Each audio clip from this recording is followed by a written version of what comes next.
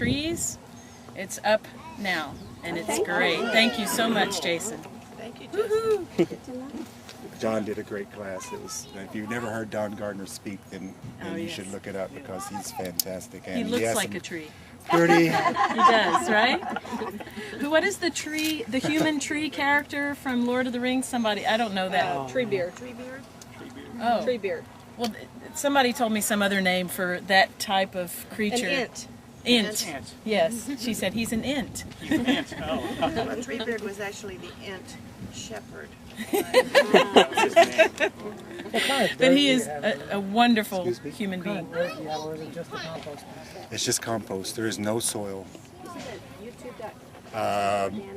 Texas. Mel Bartholomew is experimenting in third world countries just using straight compost, and we did that down there in our other boxes last fall, and everything did great. So And I have a video on it too, excuse me. some countries don't have soil available, but they do have plant material and stuff, and leaves and stuff to make compost. So they're just gardening in straight compost, and it's working out. So really there's well. no such thing as over composting.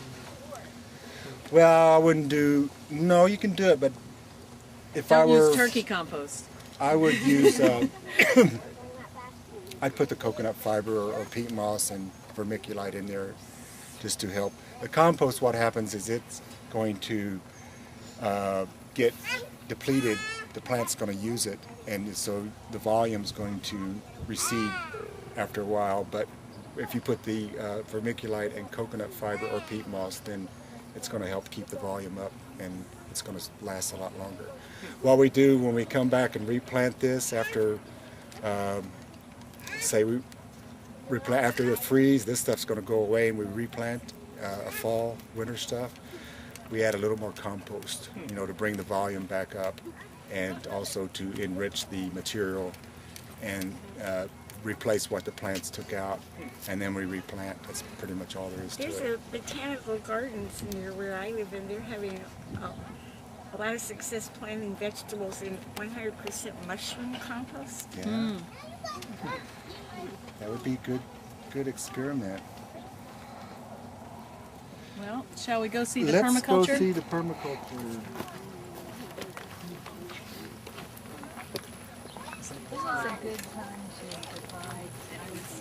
August. Traditionally, irises are divided in August, but this August we will happily be doing that up in our big tent with a big fan on us. Maybe a mister hooked up or something like that. So we're looking forward to that a lot. These were divided by the Irish Society, the local Irish Society, last June. And we replanted them in the middle of summer. So they struggled. If you're dividing and planting them in August, then they're going to get established a lot faster because it's going to cool off. We were so happy with mine. It went on a bunch with them and they didn't even bloom. Oh, we had a great show this spring. But they need a lot of sun, right? They need sun. Or like all day long. They need sun, or they can stand to be planted under a deciduous tree if it leaves out real late. We have some planted under pecan tree, and because it leaves out so late, then they go through their bloom cycle before the tree leaves out. So that'll work, but it doesn't work nearly as well as this. Last June or July when we planted these, everywhere you see a clump was one rhizome. So we've had incredible increase, and hopefully we will be selling some of these. Let's move out of the roadway, shall we? Just in case. Oh, yeah. I was noticing this morning that crepe myrtle that came up from the have to come back. Happy. The one I planted petted.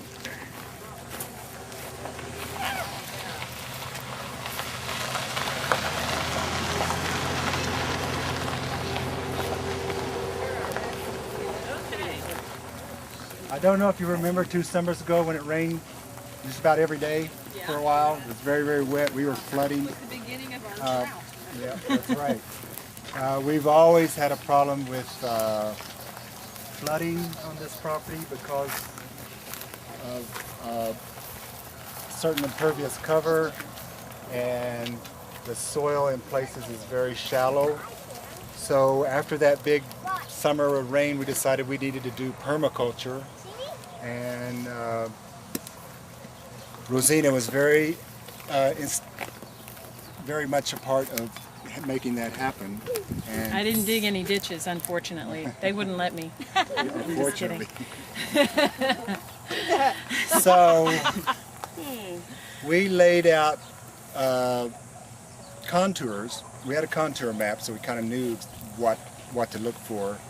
But the contours, they are lines on a property that run perpendicular to the slope.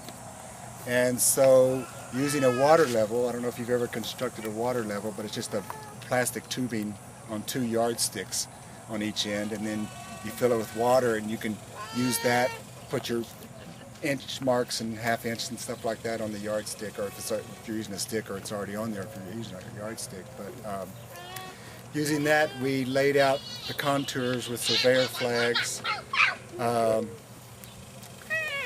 and did a series of berms and swales. This is up here is the master swale. It goes all the way over to Bell Road and comes across, and it ends right there, and it runs under the road through a pipe, 2 pipes, and then we have our second berm and swale is here, and then we have a third one down below this. And what happens when it rains is this swale fills up. The top of the hill is up there. That's the highest point on the property, right?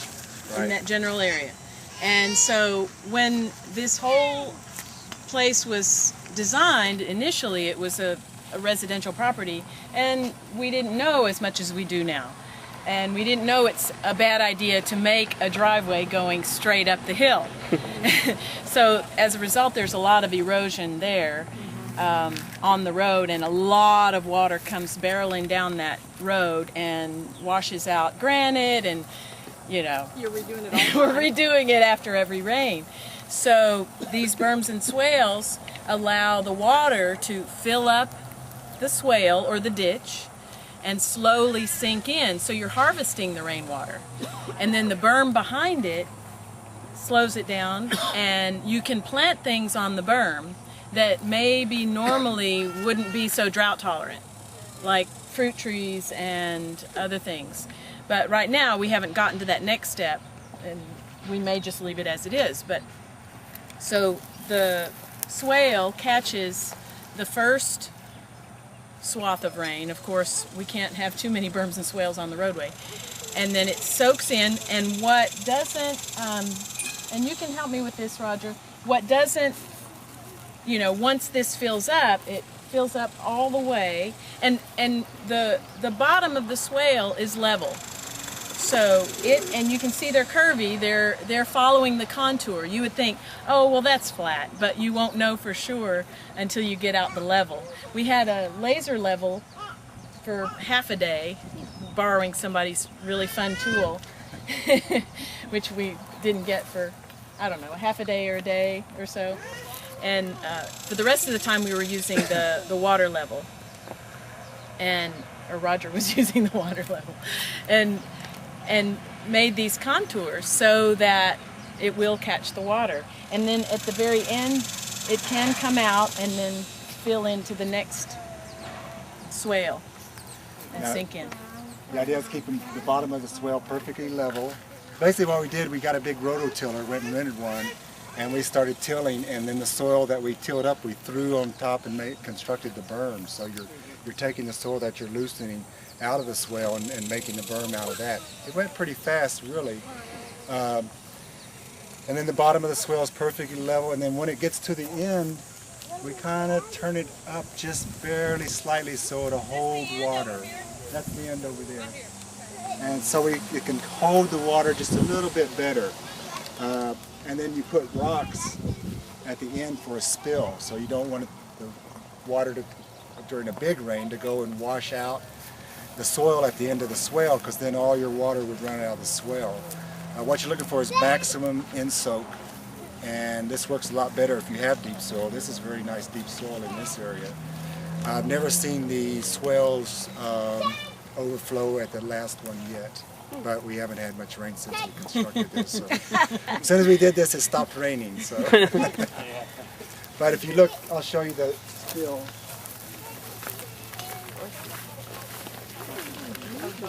Donkey poop. Fertilizer. Yeah, donkey fertilizer. Y'all let them graze feels down better. occasionally? Yes, we do. Let it graze. Oh, the donkeys. Yeah. But you can see how this berm is kind of